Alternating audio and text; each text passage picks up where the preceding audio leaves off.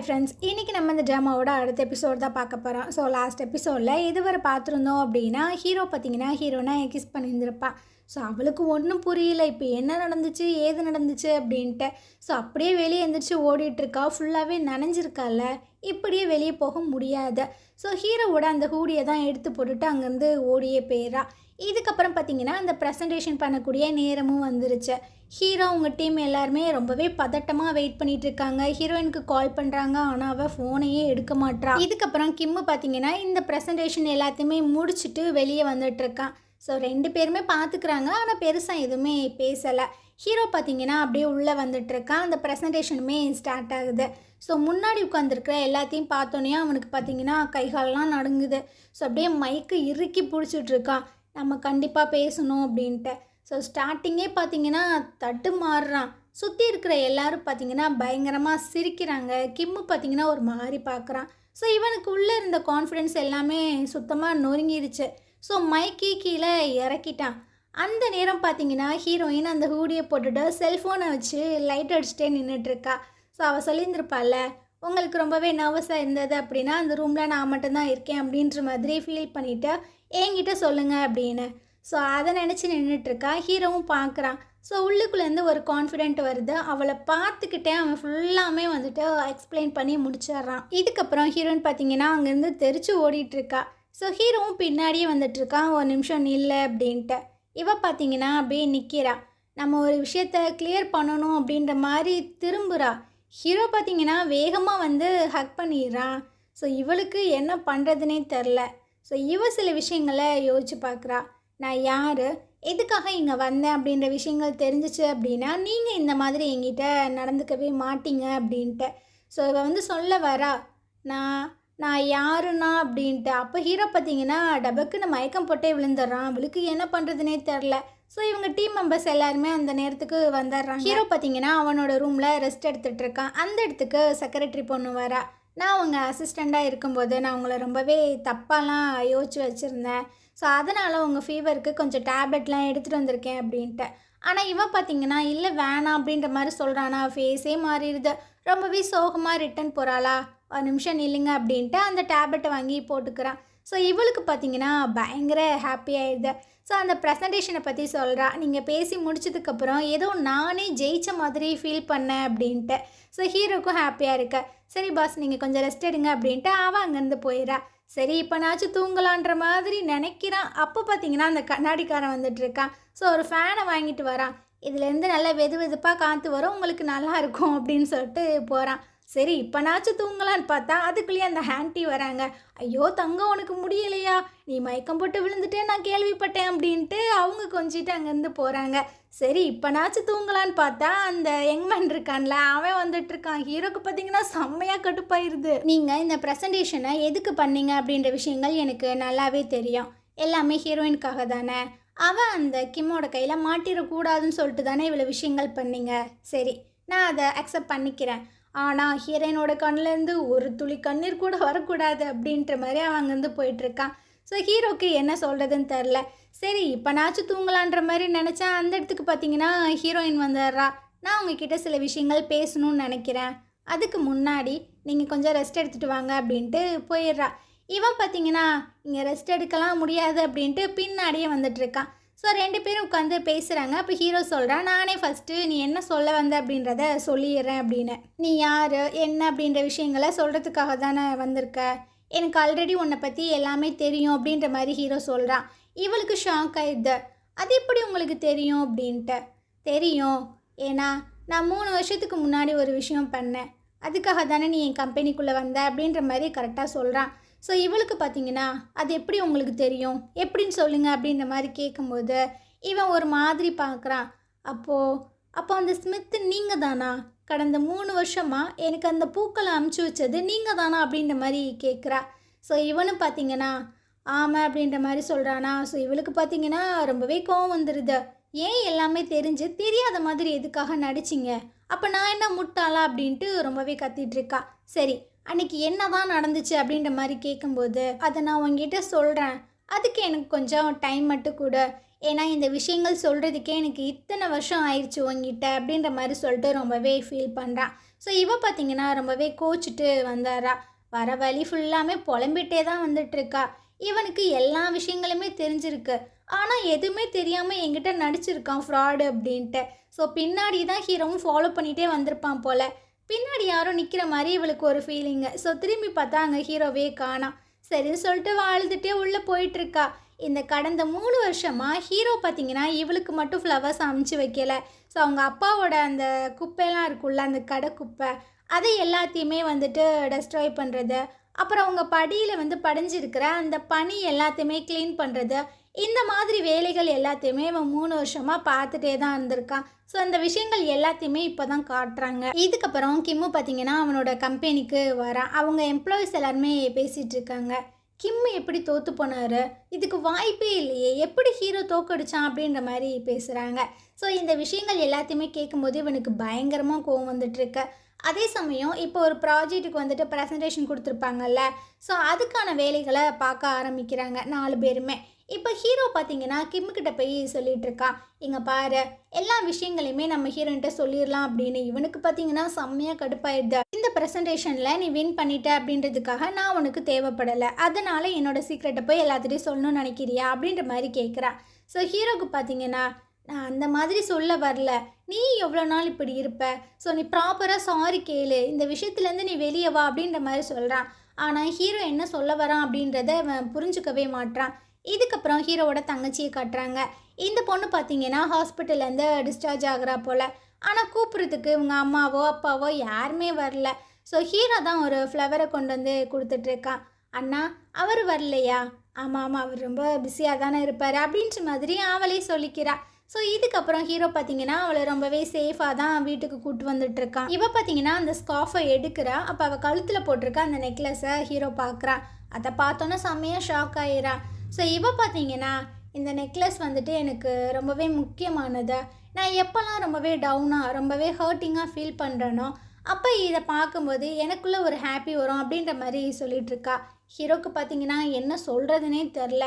First இந்த மாதிரி நீ பேசி நடிக்கிறத நிறுத்த, நீ வந்து அவனை கூப்பிட்றதுக்காக போய் தான் அவனுக்கு ஆக்சிடெண்ட் ஆச்சா, உண்மையை சொல்லு அப்படின்ற மாதிரி கேட்கும்போது இவ பார்த்தீங்கன்னா நான் ஒன்றும் சாகலையே அப்படின்ற மாதிரி அசால்ட்டாக கேட்குறா. ஹீரோக்கு பார்த்தீங்கன்னா என்ன சொல்கிறதுனே தெரில. இங்கே பாரு, அவனை ஃபோர்ஸ் பண்ணி உன் சைடு இருக்க வைக்கிறது முட்டாள்தனம் அப்படின்ட்டு. வேறு நான் என்ன பண்ணுறது, அவர் என்னை விட்டு போகாமல் இருக்கிறதுக்கு நான் என்ன வேணால் பண்ணுவேன். எனக்கு தெரியலண்ணா என்ன ரீசன் அப்படின்ட்டு, ஆனால் எனக்கு அவர் மட்டும்தான் வேணும் அப்படின்றது மட்டும்தான் என் மைண்டில் இருக்க. வேறு நான் என்ன தான் பண்ண முடியும் அப்படின்ட்டு. ஃபர்ஸ்ட்டு நீ ஹாஸ்பிட்டலில் போய் ட்ரீட்மெண்ட் எடுத்துக்கோ, ஏன்னா சும்மா எல்லாத்தையுமே மறைச்சிக்கிட்டு இருக்காது, எனக்கு எல்லாம் தெரியும் அப்படின்ட்டு. எனக்கு ஹாஸ்பிட்டல்லாம் தேவையில்லைண்ணா, அவர் என் கூட இருந்தாலே எல்லாமே போதும் அப்படின்ற மாதிரி சொல்லிட்டு இருக்கா. ஹீரோக்கு பார்த்தீங்கன்னா என்ன சொல்கிறதுனே தெரியலை. இதுக்கப்புறம் ஹீரோயின் பார்த்தீங்கன்னா அவங்க ஃப்ரெண்டுக்கிட்ட புலம்பிகிட்டு இருக்கா, எனக்கு ஹீரோவை பார்க்கணும், பார்க்காம என்னால் இருக்க முடியலை அப்படின்ட்டு. இங்கே பாரு, இதுக்கப்புறம் நீ அவனை மீட் பண்ணவே கூடாது அப்படின்ட்டு ரொம்பவே ஸ்ட்ரிக்டாக சொல்லிட்டுருக்காங்க. அதே சமயம் ஹீரோ பார்த்தீங்கன்னா ஹீரோயினோட அப்பா கடைக்கு தான் வந்திருக்கான் ஹேர் கட்டெல்லாம் பண்ணுறதுக்காக. ஸோ காசு கொடுக்குறான், ஆனால் அவர் பார்த்தீங்கன்னா எக்ஸ்ட்ரா இருக்கிறனால வாங்க மாட்டாரு. ஸோ நீங்கள் வச்சுக்கோங்க அப்படின்ற மாதிரி கொடுக்குறாங்களா, அந்த நேரம் ஹீரோயின் வந்துடுறா. ஸோ இவனையும் பார்க்குறா, செம்மையாக ஷாக் ஆயிடுது. நீயா, நீங்கள் இங்கே என்ன பண்ணுறீங்க அப்படின்ட்டு. ஹீரோக்கு என்ன பண்ணுறதுனே தெரில. ஸோ தெரிச்சு ஓடி வந்துட்டுருக்கான். பழக்க தோசத்தில் அந்த குப்பையை வேறு தூக்கிட்டு திடுன்னு ஓடுறான். ஹீரோயினா அவங்க அப்பா அப்புறம் 2 பேர் இருக்காங்க. இவங்க 4 பேரும் வெளியே நின்று பார்த்துட்ருக்காங்க. இவன் அந்த குப்பையை தூக்கிட்டு ஓடிட்டுருக்கான். ஸோ அப்போ அந்த 2 பெரியவங்க சொல்லிட்டுருக்காங்க, இவன் அப்போ இந்த 3 வருஷமாக இந்த கடைக்கு வந்ததுக்கு காரணம் இவ தானா, இவளை பார்க்கறதுக்காக தான் இவன் வந்திருக்கானா? அது மட்டும் இல்லை, குப்பையை தூக்கிட்டு ஓடுறான். அப்போ இந்த 3 வருஷமாக குப்பை திருடன் இவன் தான், குப்பையை இவளான் தான் தூக்கிட்டு போயிருக்கான், இந்த படி எல்லாத்தையுமே இவன் தான் கூட்டி விட்டுருக்கான் அப்படின்ற மாதிரிலாம் சொல்லிட்டு இருக்காங்க.